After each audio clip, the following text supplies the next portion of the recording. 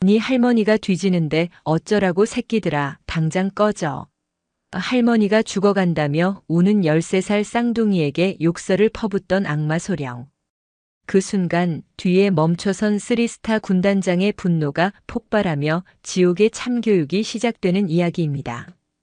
춘천의 겨울은 유독 뼈에 사무쳤다.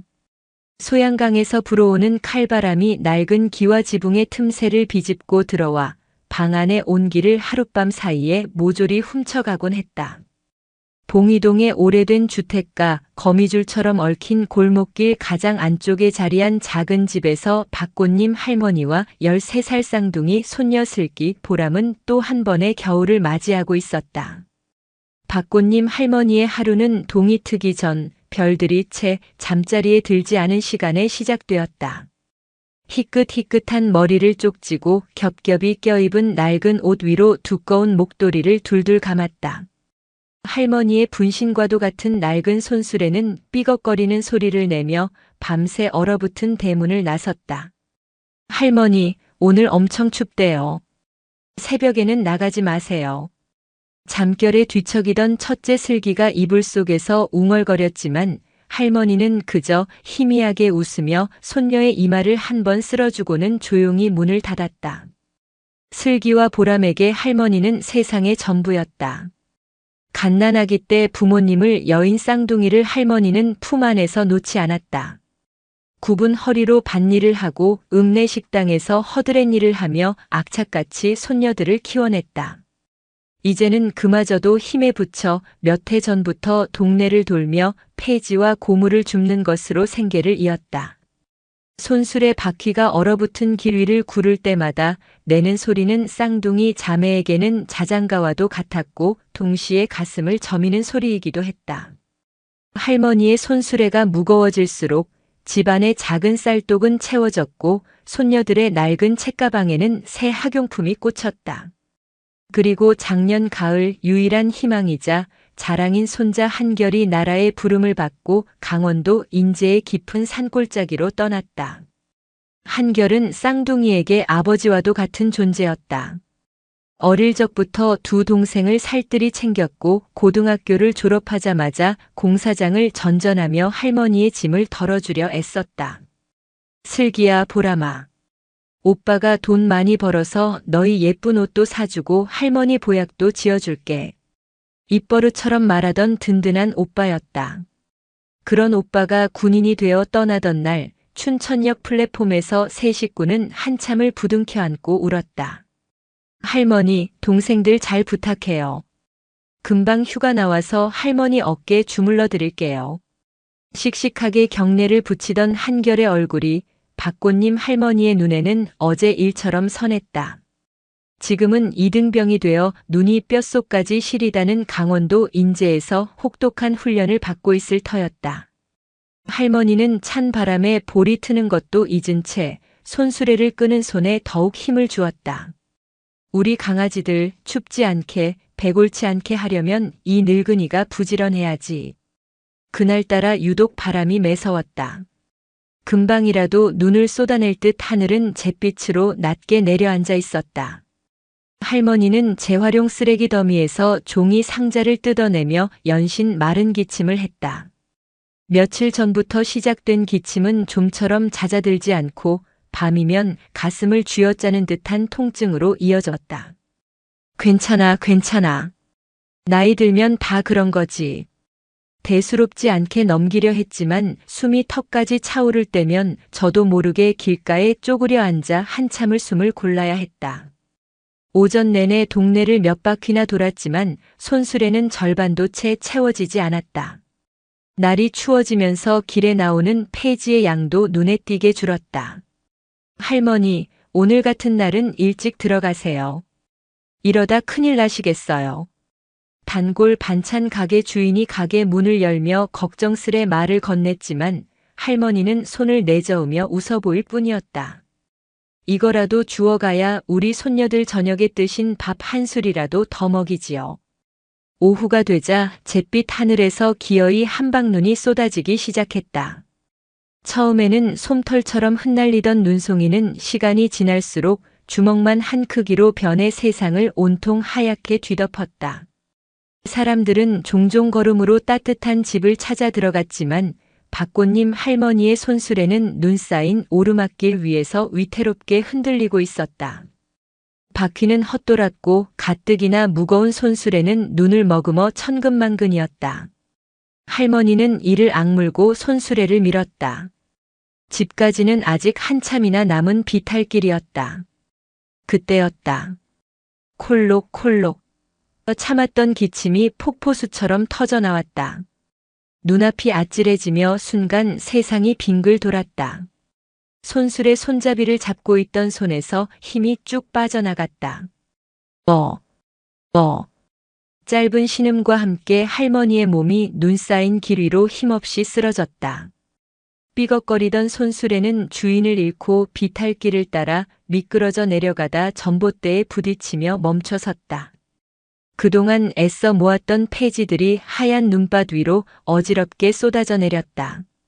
쏟아지는 눈은 금세 할머니의 몸 위로 소복이 쌓여갔다.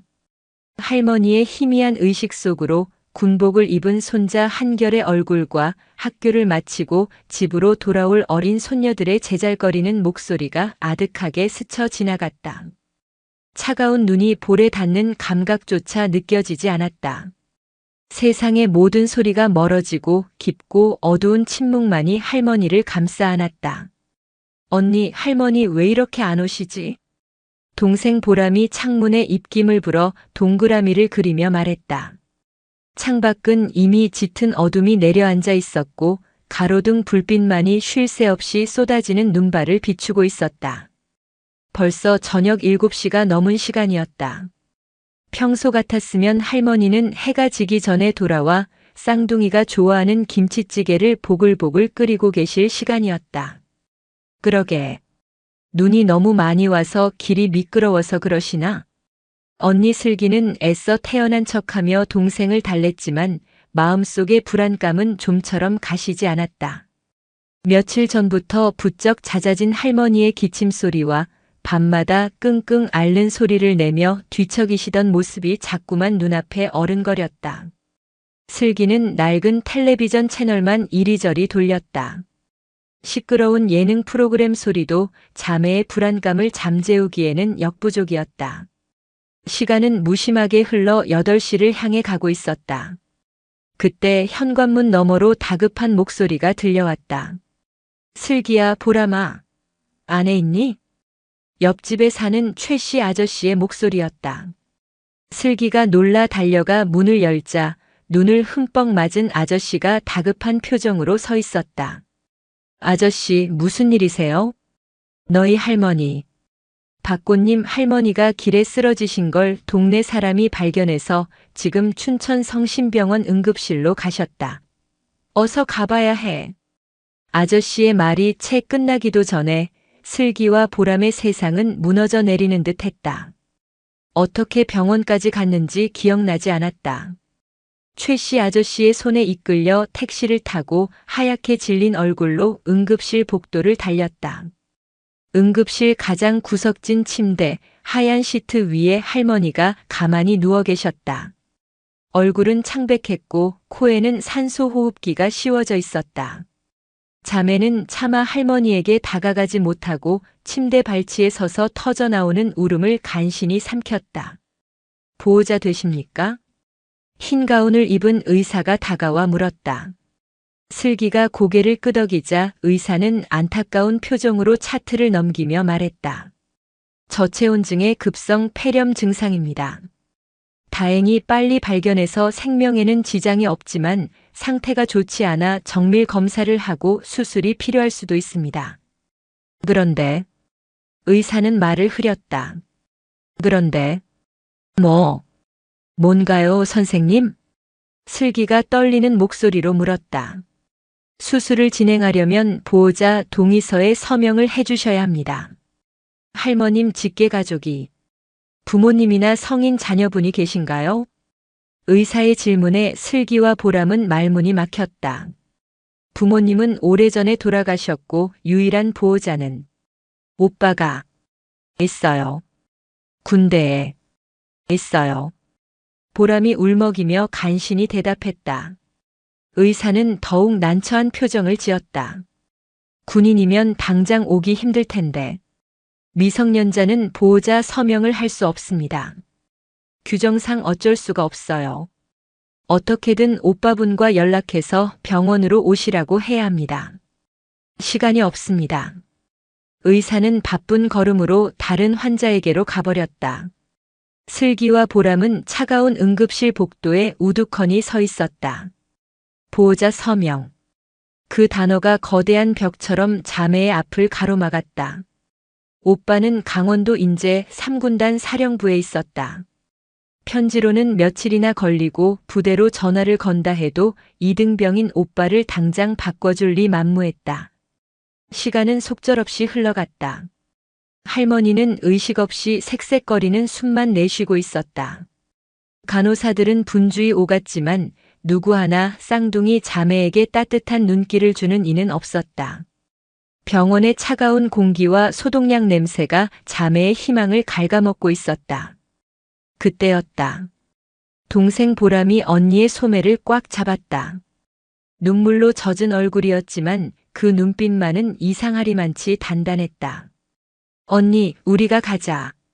어딜? 오빠한테. 인제로. 우리가 직접 가서 오빠를 데리고 오는 거야. 보람의 말에 슬기는 깜짝 놀랐다. 인제는 춘천에서 버스를 타고도 한참을 가야 하는 먼 곳이었다. 게다가 밖에는 눈보라가 몰아치고 있었다. 13살짜리 여자아이 둘이서 가기에는 너무나도 위험한 길이었다. 말도 안 돼. 어떻게 가? 위험해. 그럼 어떡해?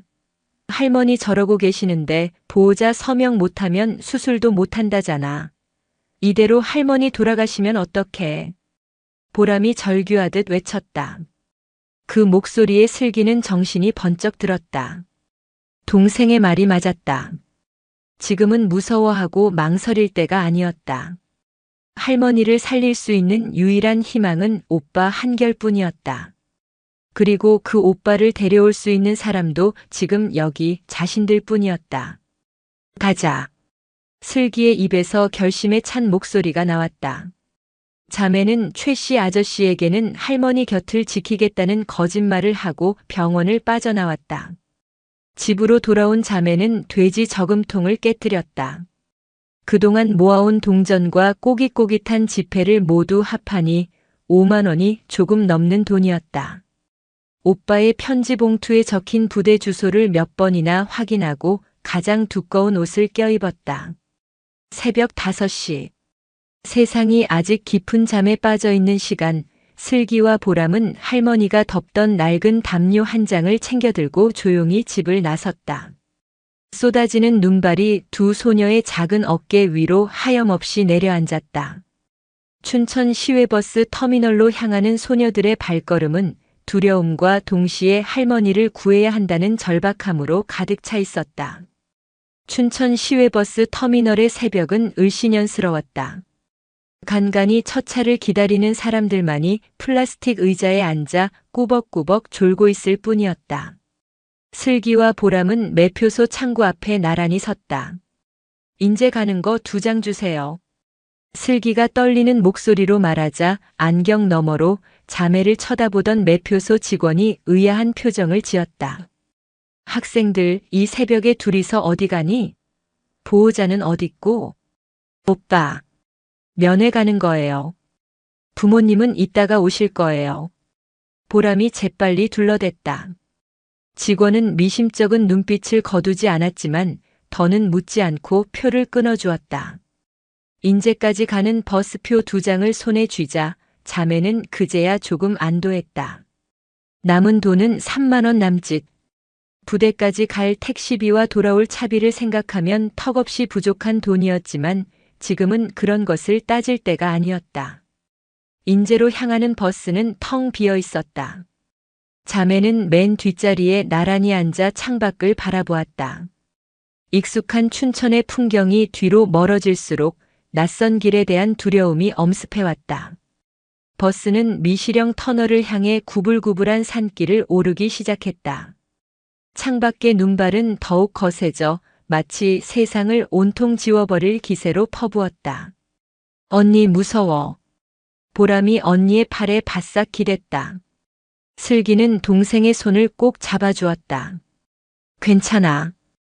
오빠만 만나면 다 괜찮아질 거야. 오빠가 우리를 보면 얼마나 놀랄까? 애써 밝은 목소리를 냈지만 슬기 역시 심장이 쿵쾅거렸다. 군부대에 가서 이등병인 오빠를 만나게 해달라고 하면 과연 문을 열어줄까? 온갖 불안한 생각들이 머릿속을 헤집었다. 2시간이 넘게 달린 버스는 마침내 인제 시외버스 터미널에 도착했다. 버스에서 내린 자매는 살을 애는 듯한 추위에 저도 모르게 몸을 움츠렸다. 춘천보다 훨씬 더 춥고 눈도 더 많이 쌓여 있었다. 터미널은 한산했고 택시는 보이지 않았다. 한참을 발을 동동 구르며 기다린 끝에 겨우 택시 한 대를 잡을 수 있었다. 어디까지 가? 무뚝뚝한 표정의 택시 기사가 물었다.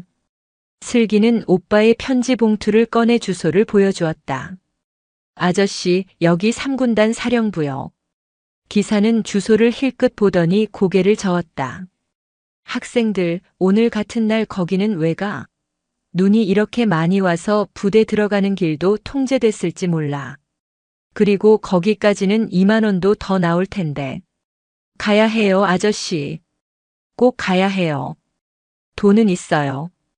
자매의 간절한 모습에 기사는 마지못해 고개를 끄덕였다. 택시는 눈 덮인 시골길을 위태롭게 달렸다.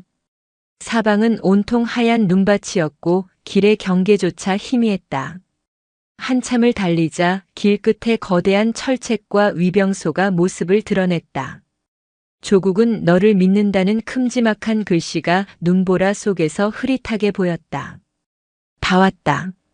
저기부터는 못 들어가. 택시는 부대 정문에서 100m쯤 떨어진 곳에 멈춰 섰다. 요금을 치르고 내리자 택시는 미련 없이 돌아서 가버렸다. 이제 자매의 주머니에는 10,000원짜리 지폐 한 장만이 남아 있었다. 슬기와 보람은 거대한 부대 정문 앞에 섰다. 높다란 철책과 날카로운 철조망, 그리고 총을 맨 채 부동자세로 서 있는 위병의 모습은 13살 소녀들이 감당하기에는 너무나 위압적이었다.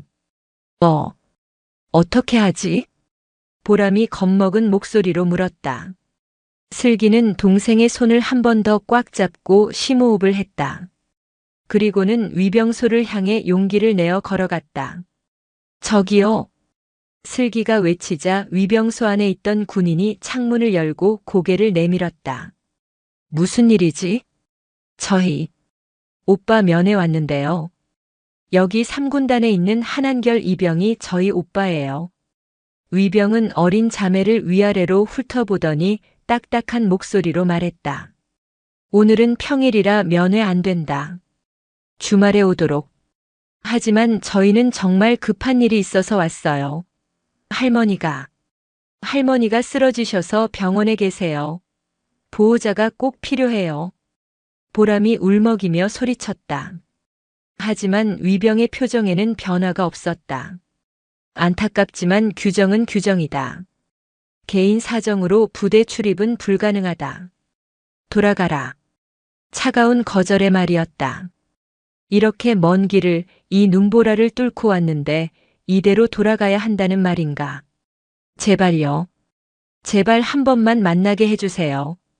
오빠 얼굴만이라도 보게 해주세요.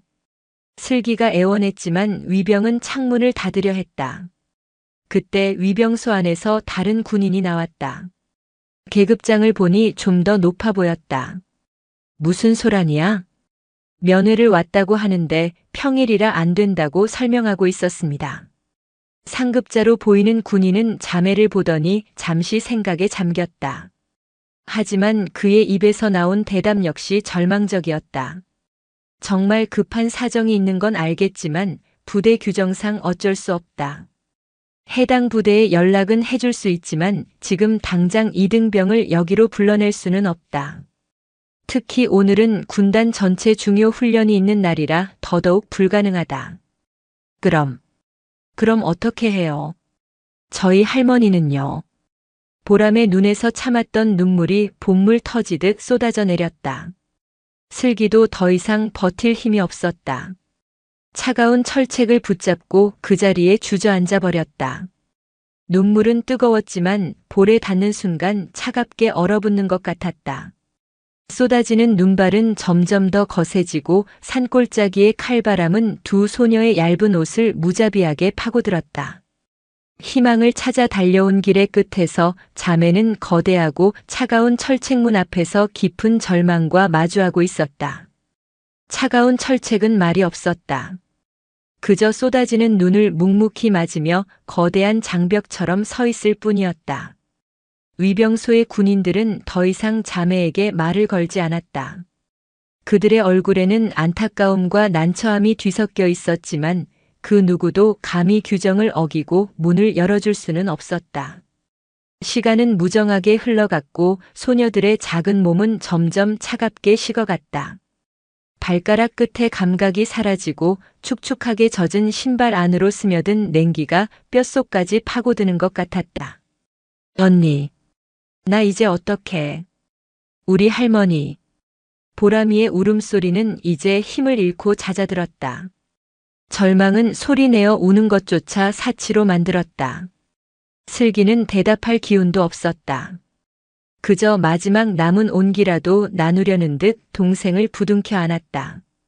앙상한 어깨 너머로 보이는 부대 안쪽은 너무나도 고요하고 평화로워 보였다.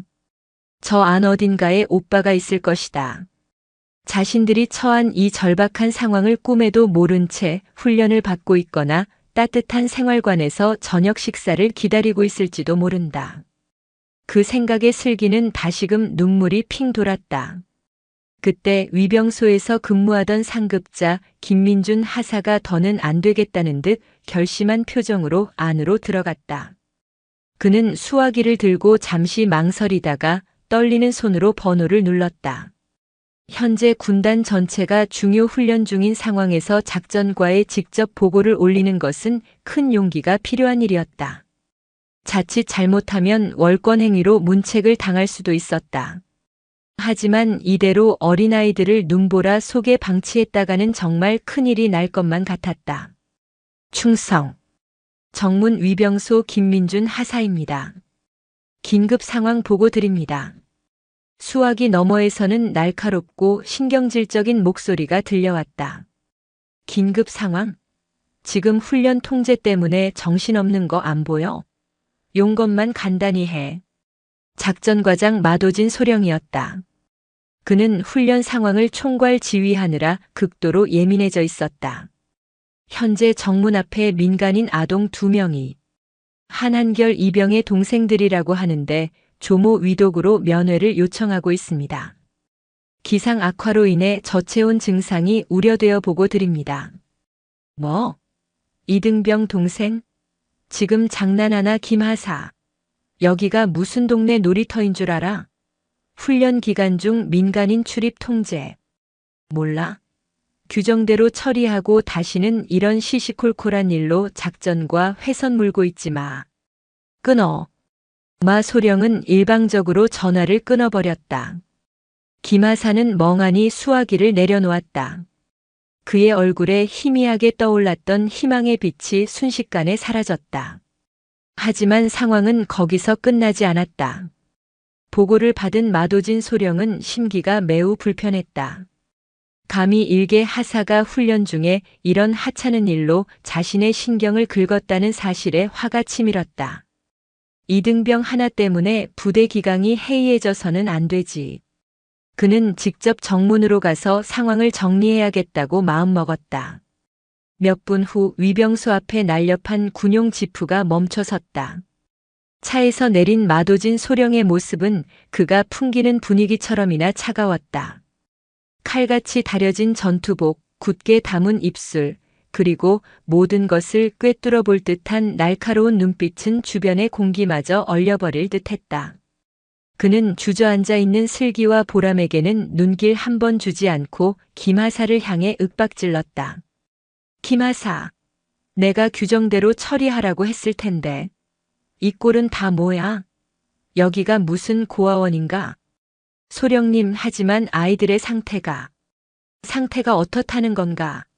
군사보안구역 앞에 민간인이 얼쩡거리는 것 자체가 문제야. 당장 돌려보내지 않고 뭘 하고 있었나? 마 소령의 고함 소리에 슬기와 보람은 겁에 질려 서로를 더욱 세게 끌어안았다. 그때 마 소령이 드디어 자매에게로 시선을 돌렸다. 그의 눈빛에는 동정이나 연민이라고는 찾아볼 수 없었다. 그저 귀찮고 성가신 벌레를 보는 듯한 경멸만이 가득했다. 너희들 이름이 뭐냐? 차가운 목소리에 슬기가 간신히 입을 열었다.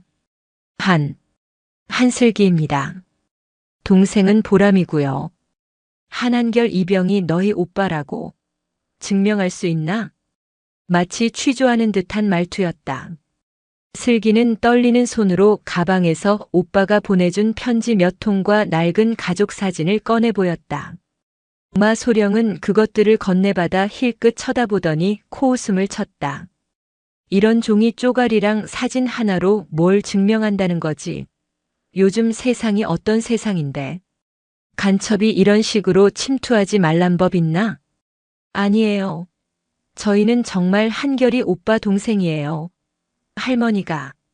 할머니가 아프셔서. 보람이 울며 소리쳤지만 마 소령은 들은 척도 하지 않았다. 시끄럽다. 설령 너희가 한 이병의 동생이라고 해도 달라질 건 없다. 군법이 개인의 사사로운 감정보다 위에 있다. 현재 우리 군단은 국가 안보와 직결된 매우 중요한 훈련을 수행 중이다. 이등병 하나를 위해 훈련을 중단시키고 부대 보안을 위협에 빠뜨릴 수는 없다는 말이다. 마도진 소령의 말은 한치의 빈틈도 없는 얼음 성벽과 같았다. 그는 규정과 원칙이라는 단어를 방패 삼아 13살 소녀들의 절박한 애원을 가차없이 내리쳤다. 너희 할머니가 위독한 것은 안타깝지만 그건 너희 가족의 사정이다. 군은 그런 사사로운 문제에 개입하는 곳이 아니다.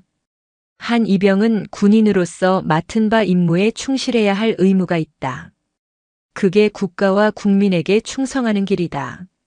그의 말은 논리정연했지만 그 속에는 사람에 대한 이해나 온기는 단 한 조각도 담겨 있지 않았다.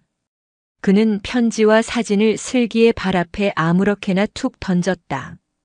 눈 위에 떨어진 낡은 가족 사진 속에서 군복을 입은 오빠와 쌍둥이 그리고 할머니가 환하게 웃고 있었다. 마지막으로 경고한다. 5분 주겠다. 5분 안에 이 앞에서 사라지지 않으면 군사시설 무단 침입 시도로 간주하고 군법에 따라 처리하겠다. 알아들었나? 마도진 소령은 차가운 최후 통첩을 남기고 다시 지프에 올라탔다. 부대의 철책문보다 더 높고 차가운 벽이 규정이라는 이름의 거대한 성벽이 두 소녀의 앞을 완전히 가로막아 버렸다. 지프가 떠난 자리에 남은 것은 매캐한 매연 냄새와 눈밭 위에 흩어진 희망의 조각들, 그리고 더 이상 울 기력조차 남아있지 않은 두 소녀의 깊은 절망뿐이었다.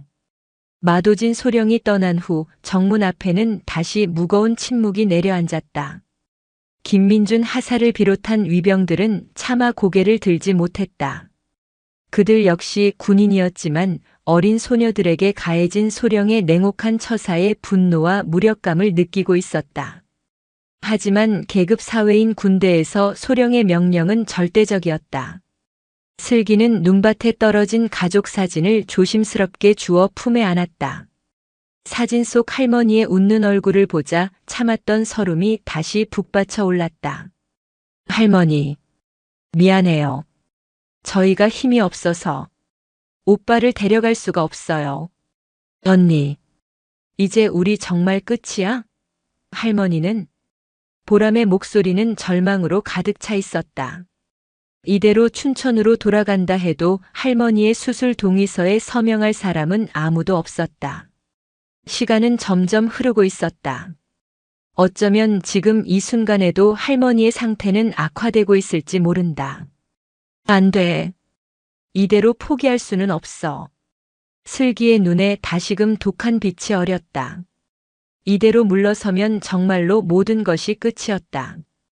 슬기는 자리에서 벌떡 일어났다. 그리고는 철책을 향해 방금 전마 소령의 지프가 사라진 부대 안쪽을 향해 목청껏 소리쳤다. 제발요. 제발 한 번만 도와주세요. 저희 오빠 좀 만나게 해주세요. 한한결 이병. 오빠. 언니의 갑작스러운 행동에 놀란 보람도 곧이어 언니를 따라 소리치기 시작했다. 오빠. 한결이 오빠. 할머니가 아프세요. 오빠가 와야 해요. 두 소녀의 애처로운 절규가 눈보라치는 허공으로 퍼져나갔다. 김하사가 달려와 아이들을 말렸다. 얘들아, 이러면 안 돼. 소령님 다시 오시면 정말 큰일 나. 하지만 자매는 멈추지 않았다. 차가운 철책을 붙잡고 흔들며 목이 터져라 오빠의 이름을 불렀다. 그것은 마지막 남은 희망을 붙잡으려는 처절한 몸부림이었다. 그리고 그 소리는 얼마 가지 않아 다시 돌아온 마도진 소령의 귀에 똑똑히 들렸다. 자신의 명령이 무시당했다는 사실에 마 소령의 얼굴은 분노로 시뻘겋게 달아올랐다. 그는 차에서 내리지도 않은 채 창문을 열고 고래고래 소리를 질렀다. 저것들 아직도 안 갔어? 김하사, 지금 나랑 해보자는 건가? 지프가 급정거하며 다시 정문 앞으로 다가왔다. 차에서 내린 마도진 소령의 얼굴은 악귀처럼 일그러져 있었다. 그는 성큼성큼 아이들에게로 걸어왔다. 이 새끼들이 진짜 말귀를 못 알아 처먹나? 마도진 소령의 입에서 차마 군인의 입에서 나왔다고는 믿을 수 없는 거친 욕설이 터져나왔다. 13살 소녀들을 향한 명백한 폭언이었다. 위병들의 얼굴은 하얗게 질렸다. 너희들 부모도 없냐? 내들 애미애비는 뭐 하길래 애새끼들만 이 눈보라 속에 내보내서 깽판을 치게 만들어. 부모님이 없다는 사실은 자매에게는 가장 아픈 상처였다. 그 상처를 군복을 입은 어른이, 그것도 소령이라는 사람이 아무렇지도 않게 후벼 파고 있었다. 슬기와 보람의 얼굴에서 핏기가 가셨다. 그런 말하지 마세요. 슬기가 눈물을 뚝뚝 흘리면서도 용기를 내어 대항했다. 하지만 그것은 불에 기름을 붓는 격이었다. 뭐? 이 어린 것이 어디서 눈을 똑바로 뜨고 말대꾸야. 너희 같은 것들 때문에 군 기강이 무너지고 나라가 위태로워지는 거야. 할머니가 아프다고. 어디서 그런 시시껄렁한 거짓말을 해. 훈련 빼먹고 싶은 오빠 놈이랑 짜고 치는 수작이지. 내가 모를 줄 알아. 마 소령은 자매의 발치에 쌓인 눈을 군홧발로 뻥 걷어찼다. 흩어진 눈가루가 아이들의 얼굴을 차갑게 때렸다. 정말이에요. 거짓말 아니에요. 보람이 공포에 질려 흐느끼며 말했다. 하지만 마 소령은 들으려 하지 않았다.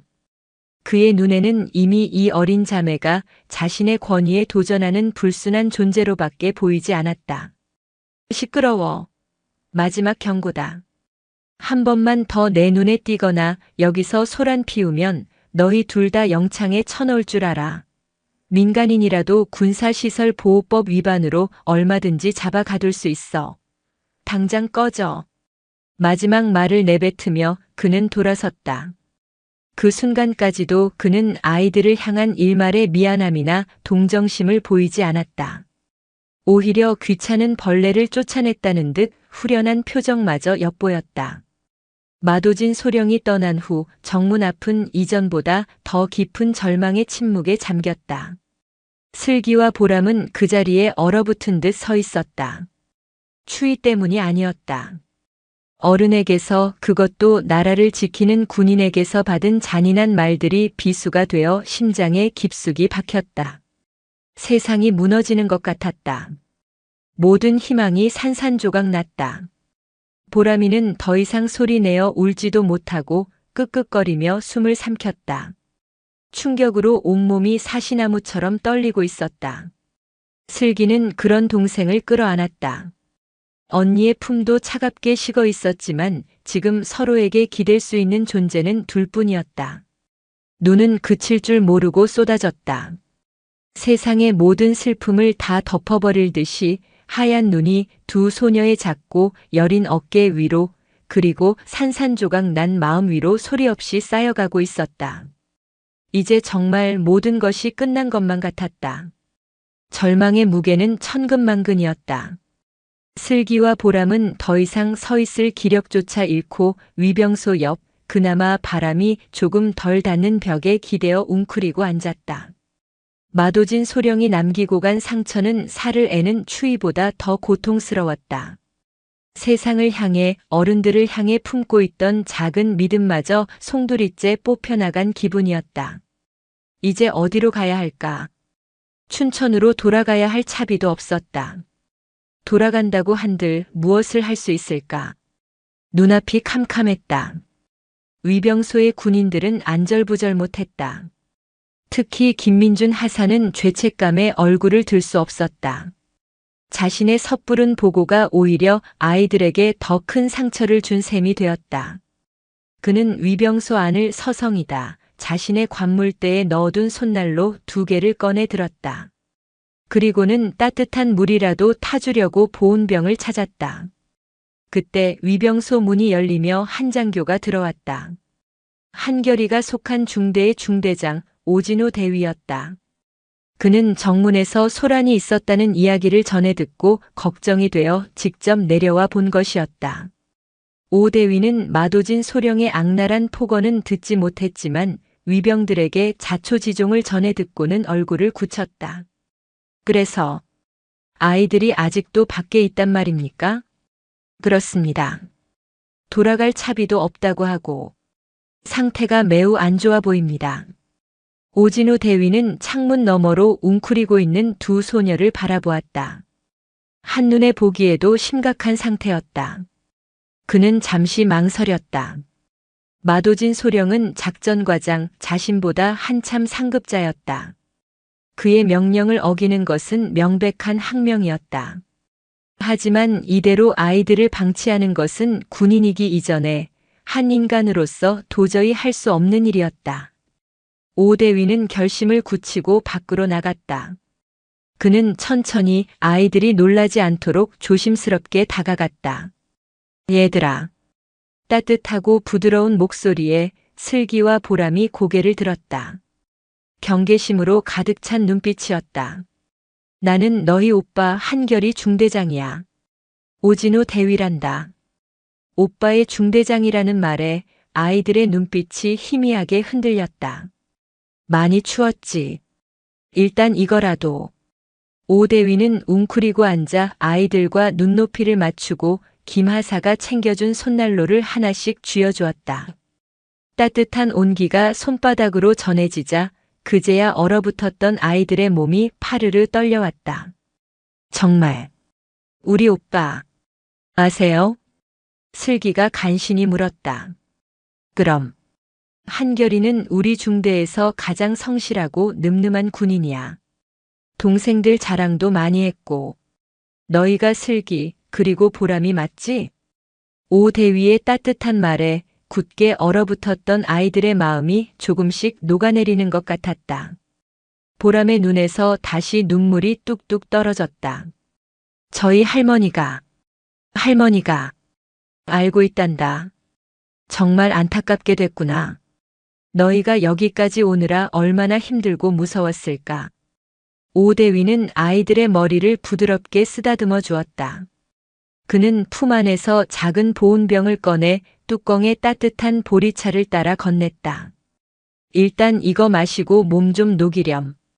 내가 너희를 부대 안으로 들릴 수는 없지만 어떻게든 방법을 찾아보마. 절대로 포기하지 마라. 알겠지? 그것은 거창한 약속이 아니었다.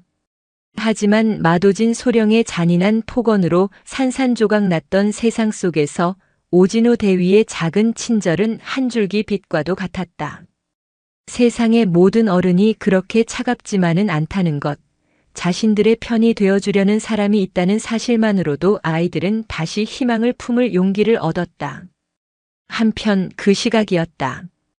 인제군 일대의 훈련장을 모두 시찰하고 부대로 복귀하던 검은색 지휘 차량 한 대가 눈 덮인 산길을 천천히 내려오고 있었다. 차량 뒷좌석에는 대한민국 육군 제3군단장 정하늘 중장이 앉아 있었다. 중장은 어깨에 별 3개가 빛나는 강원도 일대의 모든 부대를 호령하는 막중한 지휘관이었다. 정하늘 군단장은 전형적인 야전 군인이었다. 화려한 언변이나 정치적인 수완보다는 묵묵히 자신의 자리에서 책임을 다하는 것을 미덕으로 아는 사람이었다. 특히 그는 병사들을 자신의 자식처럼 아끼기로 유명했다. 혹한기 훈련 기간이면 항상 최전방 초소를 직접 돌며 병사들의 방안 대책을 살피고 따뜻한 격려를 아끼지 않는 그였다. 오늘도 그는 눈보라를 뚫고 가장 험준한 곳에 위치한 훈련장까지 직접 다녀오는 길이었다. 눈이 많이 오는군. 월동 준비는 다들 잘하고 있겠지만 이럴 때일수록 긴장을 늦추면 안 돼. 특히 우리 막내 병사들이 동상에 걸리지 않도록 각별히 신경 쓰라고 다시 한번 전파하게. 정 군단장은 창밖을 바라보며 옆자리의 작전 참모에게 지시했다. 그의 시선은 하얗게 변한 산과 들을 천천히 훑고 있었다. 그때 저 멀리 부대 정문 근처에 시선이 멈췄다. 눈보라 속이라 흐릿했지만 분명히 위병소 옆에 웅크리고 있는 작은 형체 2개가 보였다. 저건 뭔가? 정문 말씀이십니까? 아마 제설 작업을 위해 대기 중인 병력인 것 같습니다, 군단장님. 작전 참모가 대수롭지 않게 대답했다. 하지만 정 군단장의 눈에는 그것이 병사들로 보이지 않았다. 훨씬 더 작고 위태로워 보였다. 군인의 날카로운 직감이 무언가 잘못되었다고 강하게 경고하고 있었다. 아니다. 차를 저쪽으로 붙여보게. 지휘 차량은 방향을 틀어 정문 앞으로 천천히 다가갔다.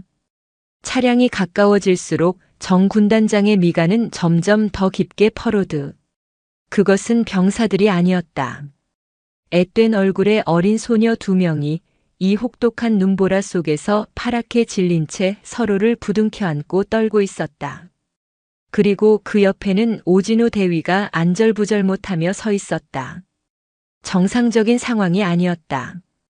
민간인, 그것도 어린아이들이 어째서 이 시간에 이 날씨에 군부대 정문 앞에 방치되어 있단 말인가.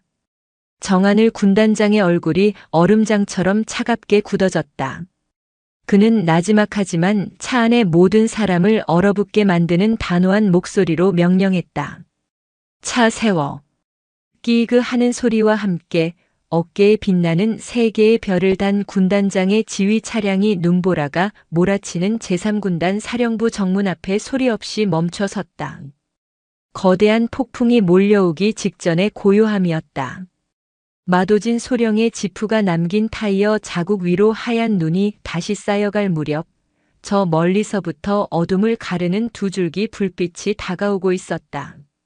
그것은 마 소령의 것과는 비교할 수 없을 정도로 묵직하고 위험 있는 움직임이었다. 차량 행렬의 선두에 선 검은색 지휘 차량의 보닛 위에서는 눈보라 속에서도 뚜렷하게 보이는 3개의 별이 박힌 성판이 당당하게 빛나고 있었다. 기익. 육중한 타이어가 눈길 위에서 마찰음을 내며 멈춰 섰다. 정문 앞의 모든 공기가 순간적으로 얼어붙었다. 위병들은 숨 쉬는 것조차 잊은 채 그 자리에 못 박힌 듯 부동자세가 되었다. 오진우 대위는 자신의 눈을 의심했다. 군단장 정하늘 중장이었다. 이 시간에 예고도 없이 군단장이 정문에 나타난 것이다. 그의 심장이 철렁 내려앉았다. 차량의 뒷문이 열리고 묵직한 군화가 눈 덮인 땅을 처음으로 디뎠다. 차에서 내린 정하늘 군단장의 모습은 화려하지 않았지만 그 존재감만으로도 주변을 압도했다. 50대 후반의 나이, 잘 다져진 단단한 체구 위로 각 잡힌 방한 외피가 걸쳐져 있었다.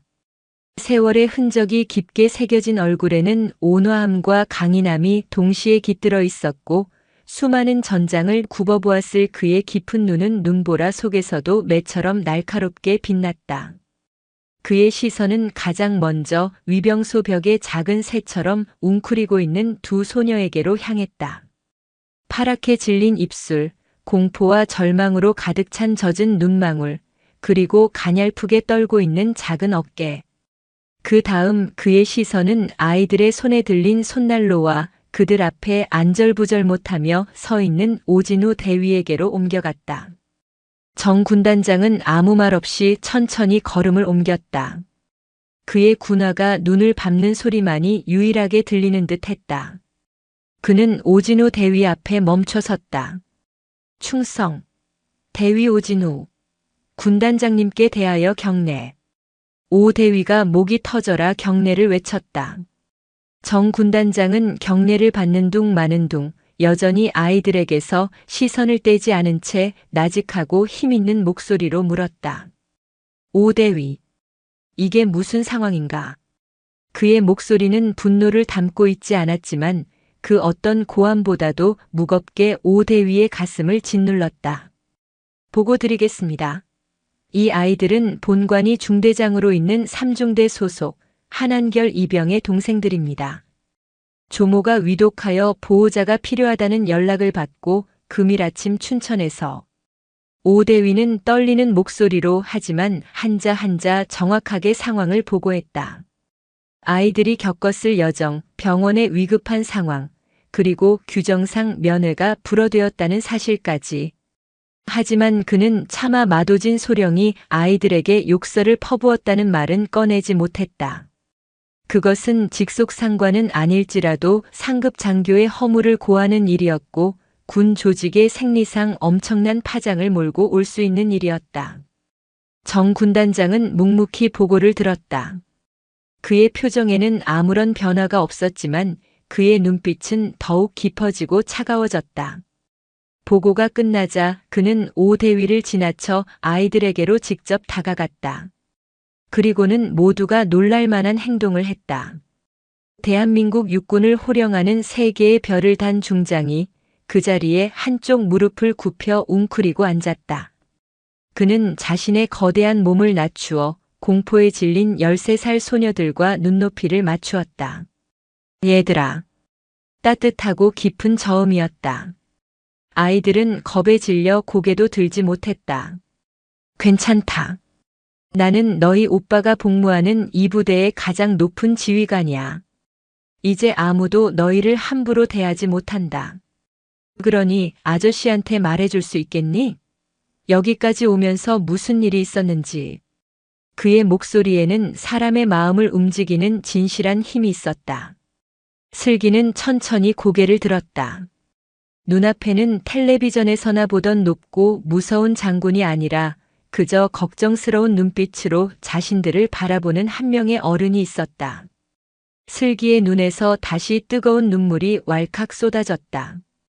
저희 할머니가 병원에 수술 하셔야 하는데 보호자가 오빠밖에 없어서 그래서 춘천에서 버스 타고. 슬기는 울먹이며 간신히 말을 이었다. 옆에 있던 보람이도 작은 어깨를 들썩이며 서럽게 울기 시작했다. 정 군단장은 말없이 아이들의 이야기를 들어주었다. 그는 거친 손을 들어 아이들의 머리에 쌓인 눈을 부드럽게 털어주었다. 그랬구나. 정말 무섭고 힘들었겠구나. 오빠를 만나게 해주지 않아서 많이 속상했겠다. 그의 따뜻한 위로에 아이들의 울음소리는 더욱 커졌다. 그것은 그저 슬퍼서 우는 울음이 아니었다. 이 기나긴 절망의 시간 속에서 처음으로 자신들의 이야기를 들어주고 자신들의 아픔에 공감해주는 어른을 만났다는 안도감의 눈물이었다. 정 군단장은 아이들이 어느 정도 진정될 때까지 기다려주었다. 그리고는 다시 한번 부드럽지만 핵심을 찌르는 질문을 던졌다. 그런데 아저씨 눈에는 너희가 그저 오빠를 만나지 못해 속상한 것보다 훨씬 더 아프고 무서워하는 것처럼 보이는구나. 혹시 누가 너희에게 무서운 말을 하거나 힘들게 하지는 않았니? 베테랑 지휘관의 직감은 정확했다. 아이들의 영혼에 깊이 새겨진 상처의 흔적을 그는 놓치지 않았다. 그 질문에 슬기와 보람의 몸이 동시에 흠칫 굳었다. 마도진 소령의 끔찍한 얼굴과 잔인한 욕설이 떠올랐다. 보람이가 공포에 질려 언니의 옷자락을 꽉 붙잡았다. 그 작은 몸짓 하나로 정하늘 군단장은 모든 것을 파악했다. 그의 온화했던 눈빛이 순간 강철처럼 차갑게 변했다. 그는 천천히 자리에서 일어났다. 한쪽 무릎을 꿇고 있을 때와는 비교할 수 없는 위압감이 정문 일대를 뒤덮었다. 그는 자신을 수행하던 작전 참모를 돌아보았다. 정문 출입 통제 책임자가 누구인가? 작전과장 마도진 소령입니다. 그가 직접 이 아이들을 상대했나? 예, 그렇다고 들었습니다. 정 군단장의 입가에 얼음 같은 미소가 스쳐 지나갔다. 그는 다시 아이들을 향해 몸을 돌려 가능한 한 부드러운 목소리로 말했다. 얘들아, 이제 다 괜찮다. 아저씨가 너희 오빠 꼭 만나게 해주고 할머니 계신 병원에도 갈 수 있게 해줄게. 약속한다. 그리고 그는 자신의 부관을 향해 조용하지만 주변의 모든 소음을 잠재우는 단호한 목소리로 명령했다. 지금 즉시 작전과장 마도진 소령을 여기 정문 앞으로 오라고 하게. 단 1분의 지체도 없이. 그것은 거역할 수 없는 폭풍의 서막을 알리는 명령이었다. 군단장의 명령은 번개와 같았다. 부관이 무전기를 잡는 순간 3군단 사령부 전체의 통신망이 보이지 않는 긴장감으로 팽팽해졌다. 훈련 상황을 통제하던 작전 상황실의 공기는 순식간에 얼어붙었다. 상황실 모니터 앞에서 의기양양하게 훈련 상황을 지휘하던 마도진 소령은 자신을 향한 호출 명령에 의아한 표정을 지었다. 정문? 군단장님께서? 이 시간에? 그는 대수롭지 않게 생각했다. 아마도 정문 근무 실태를 점검하시다가 아까 그 귀찮은 꼬맹이들 문제를 다시 한번 확인하려는 것이리라. 그는 자신의 일처리가 얼마나 단호하고 규정에 입각했는지 보고할 기회라고까지 생각했다. 금방 다녀오지. 그는 여유롭게 상황실을 나서며 지프에 올라탔다. 정문으로 향하는 짧은 시간 동안 그는 군단장에게 어떻게 보고를 해야 자신의 군인다운 결단력이 돋보일지 머릿속으로 계산하고 있었다. 지프가 정문 근처에 다다랐을 때 마 소령은 무언가 이상하다는 것을 느꼈다. 군단장의 지휘 차량뿐만 아니라 수행 차량들까지 정문 앞에 정차해 있었다. 위병들은 마치 얼어붙은 조각상처럼 미동도 없이 서 있었고 그 중심에는 산처럼 버티고 서 있는 정하늘 군단장이 있었다. 그리고 그의 등 뒤에는 아까 자신이 내쫓았던 어린 소녀들이 마치 보호받는 새끼 새들처럼 서 있는 것이 보였다. 마도진 소령의 심장이 쿵 하고 바닥으로 떨어지는 것 같았다. 지프에서 내린 그는 아직 상황 파악이 덜 된 채 거만한 자세를 완전히 버리지 못하고 다가갔다. 아직도 이 문제로. 그의 말이 채 끝나기도 전에 그는 정하늘 군단장의 눈과 마주쳤다. 그 순간 마도진 소령은 깨달았다. 자신이 지금껏 군 생활을 하며 마주했던 그 어떤 적의 위협보다도 그 어떤 훈련의 고통보다도 더 차갑고 무서운 분노와 마주하고 있다는 것을. 그의 얼굴에서 순식간에 핏기가 사라졌다. 본능적인 공포가 등골을 타고 흘렀다. 충성. 군단장님께 대하여 경례. 소령 마도진 명받았습니다. 그의 목소리는 우습게 갈라지고 떨렸다. 정하늘 군단장은 그의 경례를 받지 않았다. 군에서 상관이 부하의 경례를 받지 않는 것은 가장 큰 모욕이자 관계의 단절을 의미했다. 마 소령은 경례 자세 그대로 덜덜 떨리는 팔을 내리지도 올리지도 못한 채 굳어버렸다. 정 군단장은 한참 동안 그를 침묵 속에서 바라보다가 얼음처럼 차가운 목소리로 입을 열었다. 마 소령. 고개 들어 내 뒤에 있는 저 아이들을 보게. 마 소령은 기계처럼 삐걱거리며 고개를 들었다. 파랗게 질린 채 자신을 공포에 찬 눈으로 바라보는 슬기와 보람의 얼굴이 보였다. 저 아이들이 누군가?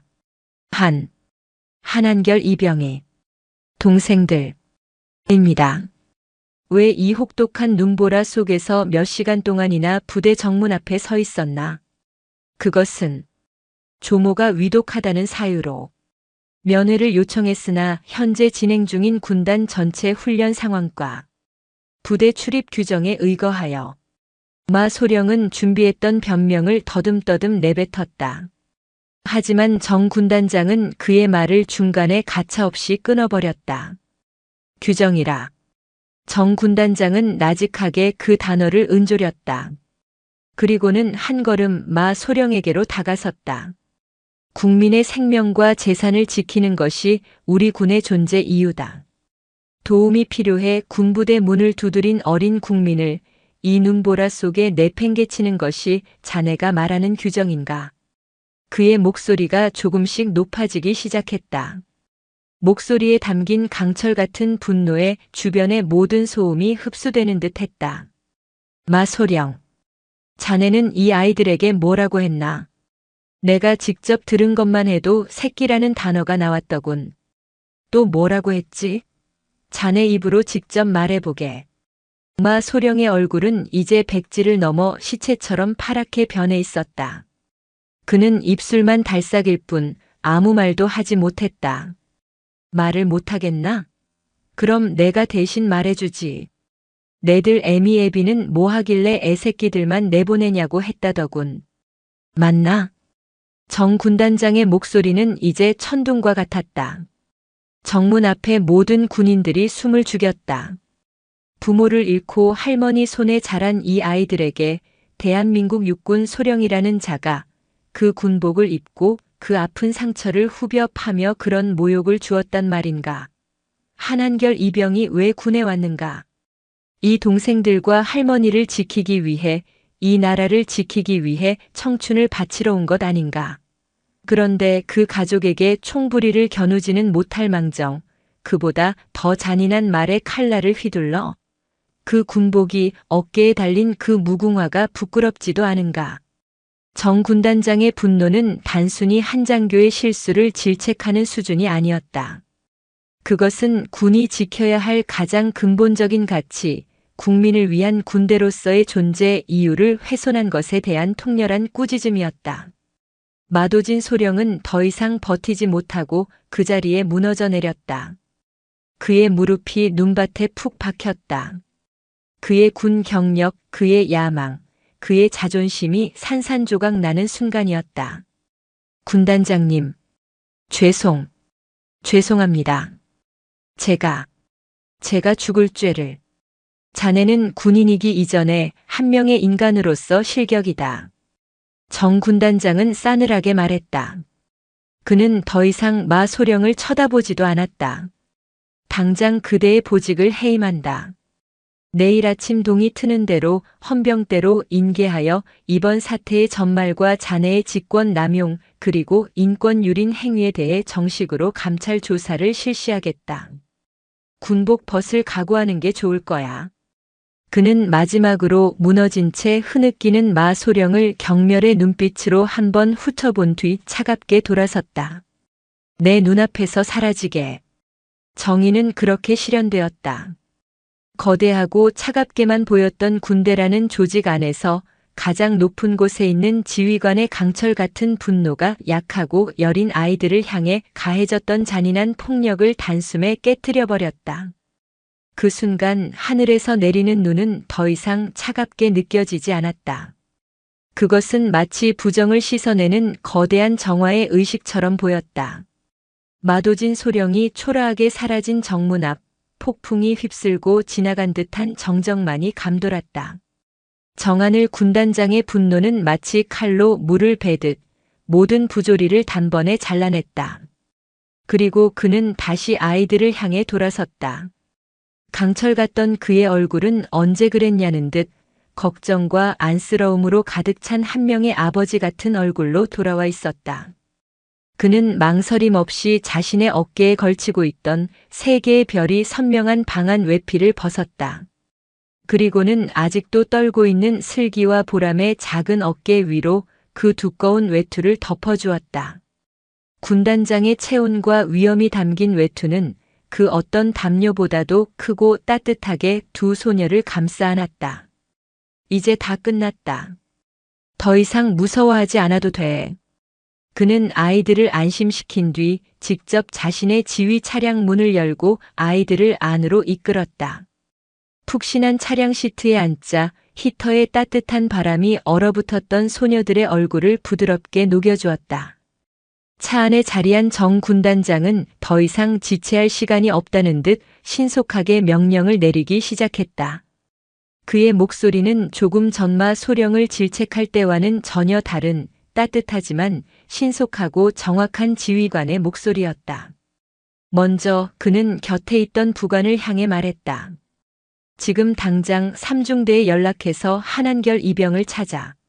만약 야외 훈련 중이라면 즉시 중지시키고 안전하게 복귀시켜 5분 내로 내 차 앞으로 데리고 오도록. 이건 훈련 상황이 아니라 실제 상황이라고 전하게. 다음으로 그는 통신병에게 지시했다. 춘천 성심병원 응급실 지금 즉시 연결해. 원무과장이든 당직 의사든 책임자를 찾아서 나에게 바로 연결하도록. 잠시 후 통신병이 건넨 수화기를 받아든 정 군단장의 목소리가 차 안을 울렸다. 수고 많습니다. 본인은 육군 제3군단장 중장 정하늘입니다. 수화기 너머의 상대방이 얼마나 놀랐을지는 상상하고도 남았다. 현재 그 병원 응급실에 있는 박꽃님 환자 건으로 연락드렸습니다. 보호자 문제로 수술이 지연되고 있다고 들었습니다. 이제 그 문제는 걱정하지 않으셔도 됩니다. 환자의 유일한 보호자인 손자 한한결 이병을 제가 책임지고 지금 즉시 병원으로 출발시키겠습니다. 수술에 필요한 모든 행정 절차와 혹시 모를 비용 문제는 우리 제3군단이 전적으로 보증하고 책임지겠습니다. 그러니 지금 이 시간부로 환자의 생명을 구하는데 필요한 모든 의료적 조치를 지체 없이 시작해 주십시오. 이것은 군단장의 부탁이자 약속입니다. 그의 말 한마디 한마디에는 천군만마와도 같은 무게가 실려 있었다. 슬기와 보람이 그토록 넘으려 애썼지만 넘을 수 없었던 규정과 절차라는 거대한 벽이 군단장의 전화 한 통의 흔적도 없이 사라져버렸다. 통화를 마칠 무렵 지프 한 대가 급하게 달려와 멈춰섰다. 훈련 복장 그대로 흙먼지가 묻은 얼굴에 한한결 이병이 어리둥절한 표정으로 차에서 내렸다. 군단장 호출이라는 말에 심장이 멎는 것 같았던 그는 지휘 차량 창문 너머로 보이는 익숙한 실루엣에 숨을 멈췄다. 슬기야? 보람아? 한결이 문을 열고 차 안으로 고개를 들이밀었을 때 아이들은 와락 오빠의 품에 안겼다. 오빠, 오빠. 세상에. 너희가 어떻게 여기까지. 무슨 일이야? 세 남매는 서로를 부둥켜 안고 한참을 울었다. 눈물의 재회였다. 정하늘 군단장은 그 모습을 묵묵히 따뜻한 눈으로 지켜봐 주었다. 한결이가 동생들에게 자초지종을 전해 듣고 분노와 슬픔으로 몸을 떠는 동안 정 군단장은 그의 어깨를 묵직하게 두드려 주었다. 한한결 이병. 이병. 한한결. 한결이 반사적으로 차렷 자세를 취했다. 지금부터 내가 자네에게 명령을 내린다. 이것은 자네 군 생활에서 가장 중요한 명령이 될 것이다. 정 군단장은 한결의 눈을 똑바로 바라보며 말했다. 지금 이 순간부터 자네는 대한민국 육군 2등병인 동시에 한 가족을 책임져야 할 가장이다. 군인으로서의 임무는 잠시 내려놓아라. 동생들 손을 꼭 잡고 할머니 곁을 지키는 것이 자네의 새로운 임무다. 예. 한결은 자신의 귀를 의심했다. 본관은 한한결 이병에게 금일부로 할머니께서 완쾌하시고 가족이 모두 안정을 되찾을 때까지 무기한 특별 휴가를 명한다. 부대 복귀 시점은 자네가 스스로 판단해서 보고하도록. 알아들었나? 이것은 군에서는 상상도 할 수 없는 파격적인 조치였다. 하지만 그 명령 속에는 규정과 법을 뛰어넘는 사람을 향한 깊은 이해와 사랑이 담겨 있었다. 한결은 터져나오는 눈물을 참지 못하고 우렁찬 목소리로 외쳤다. 이병 한한결, 군단장님의 명령을 받들겠습니다. 충성. 정 군단장은 흐뭇한 미소를 지으며 자신의 운전병에게 마지막 지시를 내렸다. 이 아이들을 태우고 지금 즉시 춘천 성심병원으로 출발하게. 병원까지 가는 동안 가장 안전하고 가장 신속하게 달려가도록. 군단장의 별이 빛나는 지휘 차량이 세 남매를 태우고 부드럽게 정문을 빠져나갔다. 슬기와 보람은 차량 뒷유리 너머로 멀어지는 부대를 바라보았다. 조금 전까지 공포와 절망의 공간이었던 그곳에 이제는 산처럼 든든한 군인 아저씨가 서서 그들을 향해 조용히 손을 흔들어주고 있었다. 세상에서 가장 높고 차가워 보였던 철책문이 세상에서 가장 따뜻한 문이 되어 열리는 순간이었다. 눈은 여전히 내리고 있었지만 이제 그 눈은 세 남매의 새로운 시작을 축복하는 희망의 눈송이처럼 보였다. 군단장의 세 개의 별이 박힌 지휘 차량은 단순한 이동수단이 아니었다. 그것은 절망의 시간을 가로지르는 희망의 방주였고 모든 장애물을 치워버리는 거침없는 명령 그 자체였다. 눈보라가 몰아치는 험준한 강원도의 산길을 1시간 반 남짓한 거리의 춘천을 향해 차량은 미끄러지듯 질주했다. 올 때와 똑같은 길이었지만 슬기와 보람에게는 전혀 다른 세상처럼 느껴졌다. 공포와 불안으로 가득 찼던 창밖의 풍경은 이제 오빠의 따뜻한 손을 잡고 바라보니 어쩐지 평화롭게까지 보였다. 차 안에는 침묵이 흘렀다. 하지만 그것은 어색하거나 불안한 침묵이 아니었다. 거친 폭풍우가 지나간 뒤의 고요함처럼 서로의 존재만으로도 위안이 되는 깊은 안도감의 침묵이었다. 한결은 양옆에 앉은 동생들의 손을 놓지 않았다. 몇 시간 전까지만 해도 상상조차 못했던 일이었다. 훈련장에서 흙먼지를 뒤집어쓰며 고된 훈련에 임하던 자신이 지금 군단장의 차를 타고 동생들과 함께 할머니에게로 달려가고 있다는 사실이 꿈만 같았다. 그는 동생들의 꽁꽁 언 손을 자신의 큰 손으로 감싸 녹여주며 아무 말 없이 창밖을 응시했다. 그의 앳된 얼굴에는 안도감과 동시에 앞으로 가족을 지켜야 한다는 굳은 결의가 서려 있었다. 춘천 성심병원 응급실 앞에 군단장 지휘 차량이 멈춰 섰을 때 병원 관계자들은 이미 문 앞에서 대기하고 있었다. 정하늘 군단장의 전화 한 통은 병원 전체를 움직이게 만들기에 충분했다. 응급실장이 직접 뛰어나와 세 남매를 맞았다. 한한결 보호자님 되십니까? 말씀은 전해 들었습니다. 이쪽으로 오시죠. 어린 쌍둥이 자매가 몇 시간 동안이나 외면당했던 그 차가운 공간에서 이제 오빠 한결은 어엿한 보호자로 대우받고 있었다. 중환자실로 향하는 복도를 걸으며 담당 외과 과장이 직접 다가와 수술 계획에 대해 브리핑을 시작했다. 환자분은 저체온증과 낙상으로 인한 충격, 그리고 급성 폐렴이 겹친 위급한 상황이었습니다. 다행히 골절상은 없지만 폐에 물이 차고 염증이 심해 즉시 수술적 처치가 필요합니다. 군단장님의 연락을 받고 이미 수술 준비는 모두 마쳤습니다. 여기 동의서에 서명만 해주시면 바로 시작하겠습니다. 한결은 떨리는 손으로 펜을 받아들었다. 보호자 한한결. 자신의 이름 세 글자를 또박또박 써 내려가는 동안 그는 어깨에 얹힌 삶의 무게를 실감했다. 하지만 더 이상 두렵지 않았다. 이제는 자신이 사랑하는 사람들을 지킬 수 있는 힘과 자격이 주어졌기 때문이었다. 수술실로 들어가시기 직전 세 남매는 잠시 할머니를 만날 수 있었다. 산소호흡기에 의지한 채 희미하게 눈을 뜬 박꽃님 할머니는 눈앞에 서 있는 군복 입은 손자와 두 손녀를 보고는 믿을 수 없다는 듯 눈을 깜빡였다. 한결아, 슬기야, 보람아. 가쁜 숨을 몰아쉬며 내뱉는 할머니의 목소리에 세 남매는 참았던 눈물을 터뜨리며 침대 옆에 무릎을 꿇었다. 할머니, 저희 왔어요. 제가 왔어요, 할머니. 한결이 할머니의 주름진 손을 부여잡고 오열했다. 할머니의 눈에서도 뜨거운 눈물이 흘러내렸다. 그것은 고통의 눈물이 아니라 안도의 눈물이었다. 세상의 전부인 손주들이 모두 곁에 있다는 사실이 그 어떤 진통제보다도 더 큰 위안을 주는 듯 했다. 우리 강아지들, 고생했다.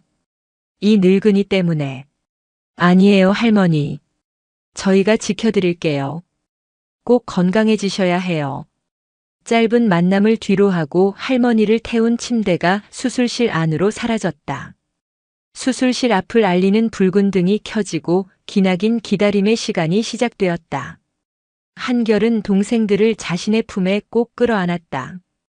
그날 밤 춘천 성심병원 수술실 앞 복도에서 세 남매는 서로의 온기에 의지하며 간절한 기도의 밤을 보냈다. 다음 날 새벽이 되어서야 수술은 끝났다. 결과는 성공적이었다. 고비를 넘겼다는 의사의 말에 세 남매는 그 자리에 주저앉아 감사와 안도의 눈물을 흘렸다. 정하늘 군단장의 약속은 거기서 끝나지 않았다. 다음 날 오후 군단장 부관이 직접 병원을 찾아왔다. 그는 할머니의 병원비와 간병에 필요한 물품들이 담긴 상자를 전달하며 군단장의 뜻을 전했다. 군 차원에서 지원할 수 있는 모든 방법을 동원해 가족을 돕겠다는 약속이었다. 그리고 부대에서는 정의를 바로 세우는 절차가 신속하게 진행되었다. 마도진 소령은 그날부로 즉시 보직 해임되었고 육군 헌병대의 강도 높은 감찰 조사를 받았다.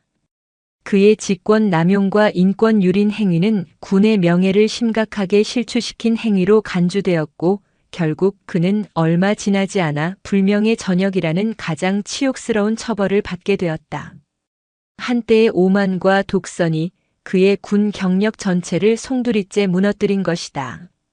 반면 어둠 속에서 작은 촛불 같은 온정을 베풀었던 이들에게는 따뜻한 빛이 비춰졌다. 정하늘 군단장은 군단 지휘부 회의 석상에서 오진호 대위와 김민준 하사를 직접 치하했다. 규정 뒤에 숨어 인간의 도리를 외면하지 않고 자신의 자리에서 진정한 군인 정신을 보여준 이들이야말로 우리 군의 진정한 영웅이라며 그들의 용기를 높이 평가했다.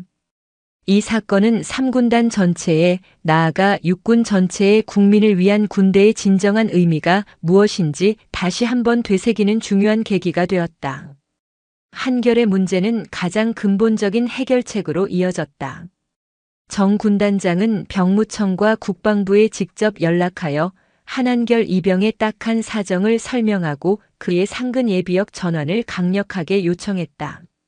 군 최고 지휘관의 요청과 명백한 사유가 있었기에 절차는 일사천리로 진행되었다. 한결은 할머니가 퇴원할 무렵 춘천 지역을 관할하는 예하부대의 상근 예비역으로 소속이 변경되었다. 아침에 집에서 출근하고 저녁이면 다시 가족의 품으로 돌아와 의무를 다할 수 있게 된 것이다. 한 달 후 봉이동의 작은 기와집에는 이전과는 다른 따스함이 감돌았다. 거실에는 저녁 식사를 준비하는 구수한 된장찌개 냄새와 함께 아이들의 웃음소리가 가득했다. 박꽃님 할머니는 기적처럼 건강을 회복했다. 더 이상 위태로운 손수레를 끌지 않았다.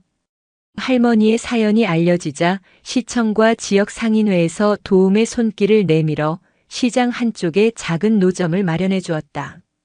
이제 할머니는 추운 길바닥이 아닌 따뜻한 점포 안에서 손수 만든 반찬을 팔며 소일거리를 할 수 있게 되었다. 저녁 6시가 되면 어김없이 현관문이 열리고 군복을 입은 한결이 돌아왔다. 다녀왔습니다. 오빠 왔다. 슬기와 보람이 달려가 오빠를 맞았다. 한결은 동생들의 머리를 쓰다듬어주고 부엌에서 자신을 보며 환하게 웃는 할머니에게 다가가 어깨를 주물러드렸다. 할머니, 오늘 장사는 어떠셨어요? 힘드시진 않으셨고요? 그럼 힘들긴. 우리 강아지 볼 생각에 하나도 안 힘들었지. 어서 손 씻고 와. 밥 먹자. 네 식구가 조촐한 밥상에 둘러앉아 저녁을 먹는 풍경. 그것은 한 달 전만 해도 꿈꿀 수 없었던 기적과도 같은 일상이었다.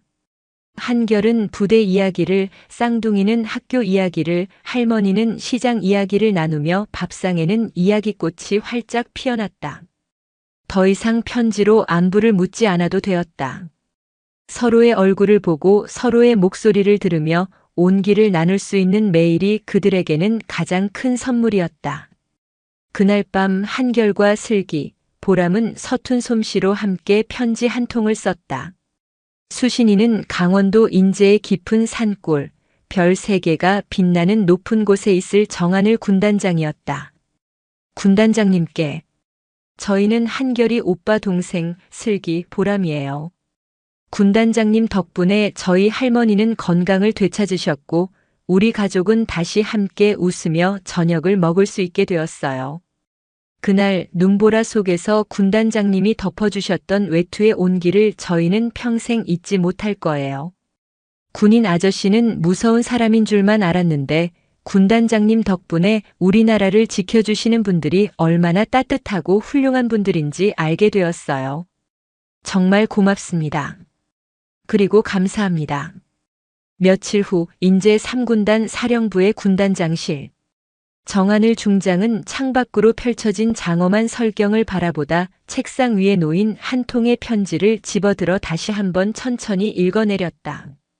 아이들의 고사리 손으로 꾹꾹 눌러 쓴 감사와 그 속에 담긴 따뜻한 마음이 그의 가슴을 훈훈하게 했다. 그는 편지를 조심스럽게 서랍에 넣고 창밖으로 시선을 돌렸다. 한 지휘관의 작은 선택과 결단이 한 가족의 운명을 바꾸었다. 하지만 그는 알고 있었다. 자신이 특별해서가 아니라는 것을. 군복의 무게와 어깨의 별이 상징하는 것은 결국 규정과 원칙을 넘어 그 옷을 입혀주고 그 별을 달아준 국민을 향한 무한한 책임감이라는 것을. 그날의 일은 그 자신에게도 다시 한번 그 사실을 깨닫게 해준 소중한 경험이었다. 춘천의 하늘 위로 그리고 인제의 하늘 위로 똑같은 별들이 고요히 빛나고 있었다. 그 별빛은 절망의 눈보라를 뚫고 희망을 실어 날랐던 그날의 이야기처럼 어둡고 추운 세상을 따뜻하게 비추며 오래도록 반짝이고 있었다.